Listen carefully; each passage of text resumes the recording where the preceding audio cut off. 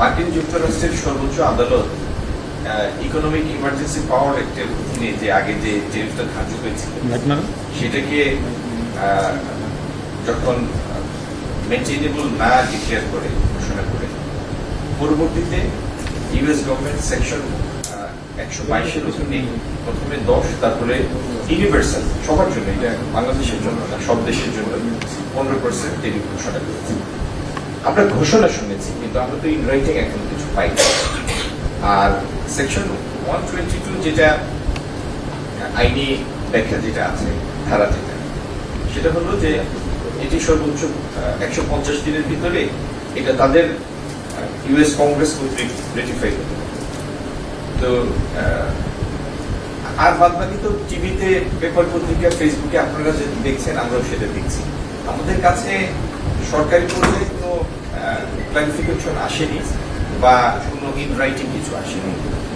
তো সিনারিওটা আমি আবারও বলবো, এটা একটা বিকাশমান অবস্থা।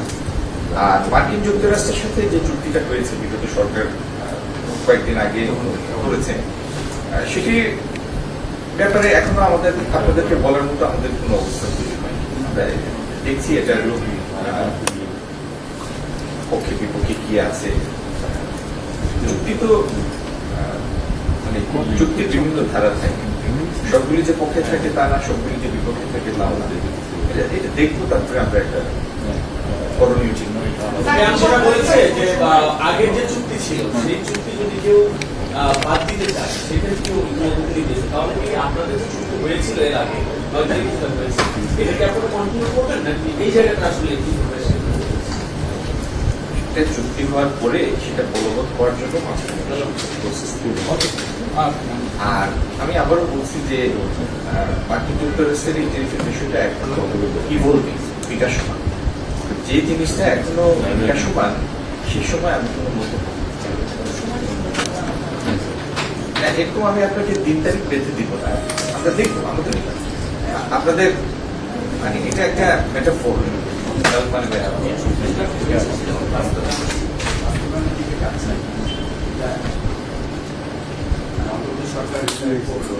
সবার কথাটা ছিল যে এই বিষয়টা ইভলভিং একটা সিনারি, সেই জন্য বিকাশমান একটা পরিস্থিতিতে আপনাদের প্রতি অনুরোধ থাকবে এরকম একটা সেনসিটিভ আন্তর্দেশীয় সম্পর্কের ক্ষেত্রে আমার অনুরোধ থাকবে আপনারা দয়া করে মন্তব্যের জন্য জোরাজুরি করবেন না। এখানে সবাই আমরা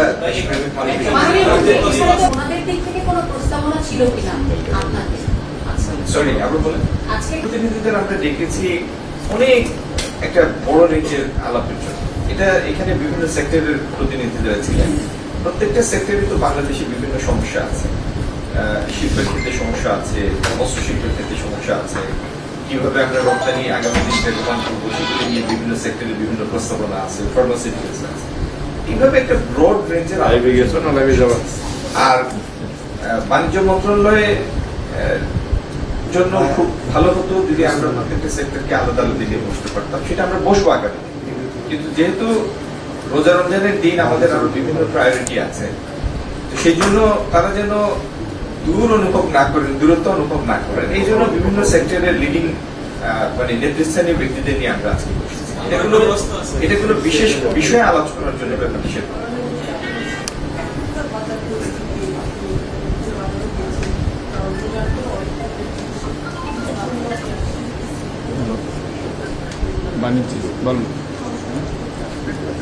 বলেন কাজ করতেছি বাজার পরিস্থিতি না, প্রথম কথা মানে প্রথমত বাণিজ্য মন্ত্রণালয়ে যে পণ্যগুলি বাইরে থেকে এনে মার্কেটটাকে সাপোর্ট করে মার্কেট স্থিতিশীল, সেই পণ্যগুলি স্থিতিশীল আছে, সেই পণ্যের মূল্য স্থিতিশীল আছে।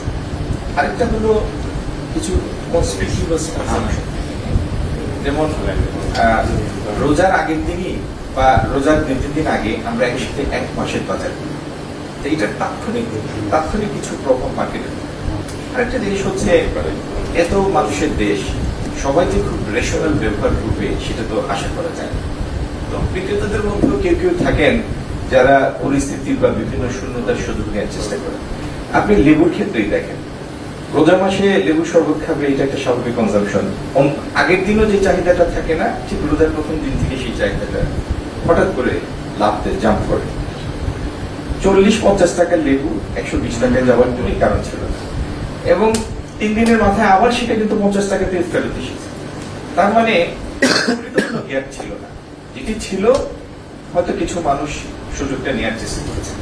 তো এমনি বাজার স্থিতিশীল আছে। আর আপনি বিশেষত টিসিবি ট্রাকের সাথে যে ঘটনাটা বললেন, অত্যন্ত অত্যন্ত দুঃখজনক। মানে এরকম কিছু ঘটনা মানে দেখা মাত্রই সবার মন খারাপ হয়ে যায়। এরকম একটা ঘটনা এগুলি হওয়া উচিত না। যারাই ট্রাক সেলের সাথে জড়িত বিভিন্ন জায়গায়, তারা সচেতন থাকবেন যাতে এই জাতীয় অনাকাঙ্ক্ষিত ঘটনা না ঘটে।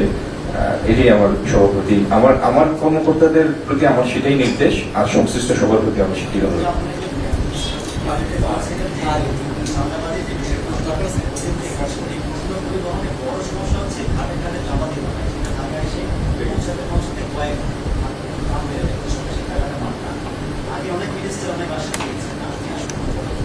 আশ্বাসে তো কাজ হয় নাই না, সুতরাং আপনি আমার থেকে আর আশ্বাস নিয়েন না, অপেক্ষা করেন, আপনাকে ইনশাল্লাহ আমি কাজ করে দেখাবো।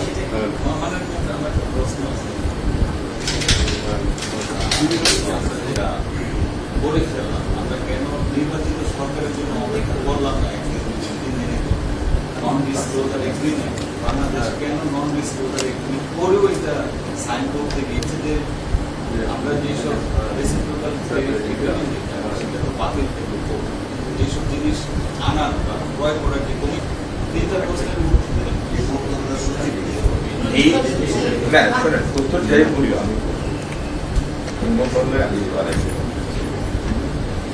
কথা হলো, নন ডিসক্লোজার এগ্রিমেন্টটা ছিল চুক্তির আলাপ আলোচনাকালীন সময়, মানে ডিউরিং দি নেগোসিয়েশন। আর দ্বিতীয়ত, এই চুক্তি বিষয়ে আমি প্রথমেই আপনাদের অনুরোধ করেছি, চুক্তিটা একটা সেন্সিটিভ ইস্যু, দেশটাও সেন্সিটিভ একটা দেশ আমাদের বিভিন্ন কারণে। আপনাদের প্রতি আমার অনুরোধ থাকবে, এই বিকাশমান পরিস্থিতিতে যখন সিচুয়েশন আমার অনুরোধ, আপনারা দয়া করে এই বিষয়ে মন্তব্যের জন্য জোরাজোরি করবেন না। আমরা সবাই এখানে দেশের দরদি মানুষ, সবাই আপনারা আমার সামনে যারা আছেন, আমরা একটু অবস্থান গ্রহণের ক্ষেত্রে, আমাদের মন্তব্যের ক্ষেত্রে এই বিষয়ে একটু সতর্ক। একটা বিষয় একটু জানার দরকার ছিল, সেটা হচ্ছে যে যেহেতু আগের 19% রোহিত হয়ে গেছে তাদের আলোচনা, এখন 10%, এটা কি আসলে আমাদের রপ্তানির জন্য সুবিধাজনক? সমস্যা হয় 19% যেটা ছিল সেটি ছিল বিভিন্ন দেশের ক্ষেত্রে বিভিন্ন ট্যারিফ ছিল, আর এখন যেটা 15% সেটা হচ্ছে অ্যাক্রস দ্য বোর্ড, মানে সবার জন্য 15%। বাংলাদেশের জন্য যেমন 15%, ফিজির ক্ষেত্রে 15%, অন্য দেশের ক্ষেত্রে 15%। যে আইনের বলে আগের ট্যারিফটা ধার্য হয়েছিল, সেই আইন সেই ট্যারিফটাকে সাপোর্ট করে নেয়, সুতরাং সেটা অবৈধ। এখন নতুন যেটা যে সেকশন 122 অধীনে যেটা করা হয়েছে, সেখানে অ্যাক্রস দ্য বোর্ড সবার জন্যই এবং একই ট্যারিফ। এখন সবার জন্য একই ট্যারিফ, এটা সুবিধা অসুবিধা সেটা আপনি নিজেই দেখেন।